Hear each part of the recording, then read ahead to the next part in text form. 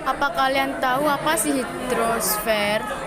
Pedosfer adalah lapisan paling atas dari permukaan bumi tempat berlangsungnya proses pembentukan tanah.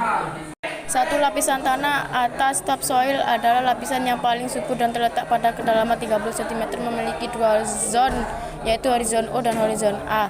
Dua lapisan tanah tengah subsoil adalah yang terletak di bawah tanah subsoil adalah terletak pada kedalaman 50 cm hingga 1 meter, memiliki dua horizon, yaitu horizon E dan horizon B.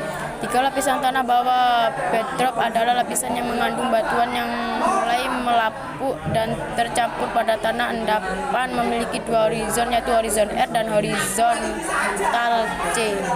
Faktor pembentukan tanah yaitu komposisi bahan induk. Ini mengacu pada bahan mineral yang tidak terkondensasi atau bahan organik dari mana tanah terbentuk. Tanah akan membawa sifat fisik dan kimiawi dari bahan induknya. Iklim sebagai faktor pedogenesis mengacu pada cuaca karena tanah berkembang dalam skala waktu yang lama. Pengaruh langsung iklim terhadap pembentukan tanah adalah melalui air dan energi matahari. Sintesis ketiga kami, topografi atau relief ini juga merupakan faktor erat dalam pembentukan tanah, di mana tingkat kemiringan dan sistem drainase dari suatu daerah batuan yang telah mengalami pelapukan. Organisme mempengaruhi rentang perkembangan tanah dan berkaitan dengan horizontal tanah. Waktu dapat mempengaruhi sifat fisika, biologi, serta kimia dari tanah yang akan terbentuk, di mana setiap tanah memiliki unsur tersendiri. Semakin tua tanah tersebut, maka kandungan yang ada di dalamnya juga akan berkurang. Mengetahui tentang profil tanah, selanjutnya juga ada jenis-jenis tanah. Apa saja sih jenis-jenis tanah itu? Tanah litosol, sifat tanah warnanya merah hingga kuning, teksturnya lempung dan memiliki sulung horizon. Tanah regosol, sifat tanah berupa endapan abu vulkanik berbutir kasar serta pasir di sepanjang pantai. Tanah gambut organosol, sifat tanah berwarna coklat tua, tekstur tanah juga cenderung lebih mudah basah. Tanah laterit, sifat tanah warnanya merah atau kekuning-kuningan dan unsur haranya rendah. Tanah aluvial, sifat tanah lingkaran mineral yang cukup tinggi, tanahnya bertekstur vertikal dan ada yang bertekstur horizontal.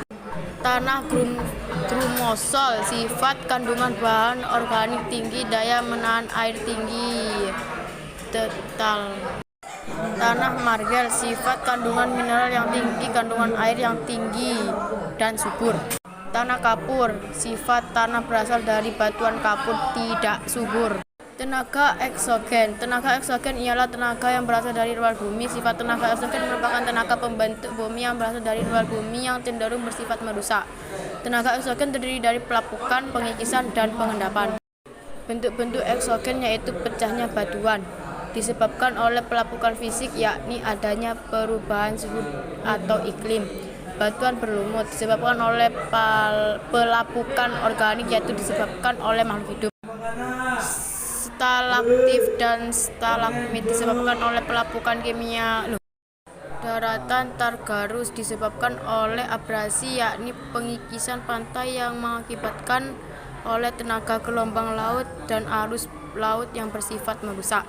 Batu jamur disebabkan oleh deflasi, yakni mengakibatkan oleh angin. Gumuk pasir disebabkan oleh deflasi, yakni diakibatkan oleh angin. Kemudian juga ada bentuk muka bumi lainnya. Kira-kira apa ya bentuk muka bumi selanjutnya?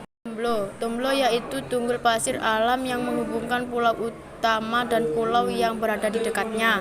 Ogbolake yaitu danau tapal kuda yang terbentuk di awal meander atau kelok-kelokan sungai. Ogbolake ini berbentuk akibat sebuah proses sedimentasi yang terus-menerus di meander sungai. Jenis-jenis erosi: 1. Erosi permukaan, 2. Erosi persik, 3. Erosi lembar, 4. Erosi alur, 5. Erosi parit. 1. Erosi permukaan. Erosi ini terjadi karena pengangkutan lapisan tanah yang merata tebalnya dari suatu permukaan bidang tanah. 2. Erosi percik. Erosi ini disebabkan oleh air hujan yang jatuh ke dalam tanah dan menghanyutkan tanah tersebut. 3. Erosi lembar. Erosi ini adalah pengikisan lapisan tipis permukaan tanah di daerah belerang oleh kombinasi air hujan dan air larian runoff. 4. Erosi parit. Erosi ini terjadi hampir sama dengan proses erosi alur, tetapi alur yang terbentuk sudah sangat besar. Ciri-ciri erosi parit ini terbentuk berukuran sedikit.